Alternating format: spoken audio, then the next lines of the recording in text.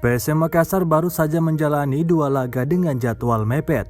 PSM memulai liga dengan bertanding melawan Persikabo pada Senin 5 Desember 2022.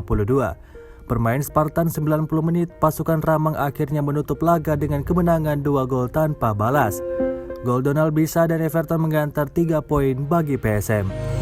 Hanya 2 hari recovery, PSM kembali bermain pada Kamis 8 Desember 2022 melawan Persita Tangerang di Stadion Sultan Agung. Tim Juku Eja berhasil menutup laga dengan kemenangan.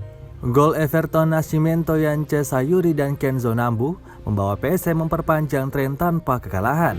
Laga berikutnya PSM akan melawan Bayangkara United pada Senin 12 Desember 2022. Artinya PSM mendapat waktu istirahat selama 3 hari. Para pemain pun diarahkan untuk recovery di hari ini Jumat 9 Desember 2022. Sejak pagi hari pemain melakukan sejumlah aktivitas.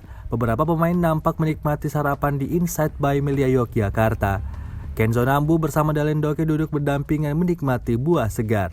Reza Arya datang langsung sarapan dengan sereal. Kemudian Donald Bisa minum susu segar. Di satu meja yang sama, asisten pelatih PSM Ahmad Amiruddin M. Arfan bersama Dr. Hardiansyah Muslimin duduk semeja. M. Arfan menikmati jus buah segar, sementara Ahmad Amiruddin menikmati kopi di pagi hari. Coach Amir juga sarapan dengan nasi goreng. Tak lama M. Arfan dan Kenzo Nambu memilih naik. Sejumlah pemain juga memilih untuk beristirahat di kamar masing-masing.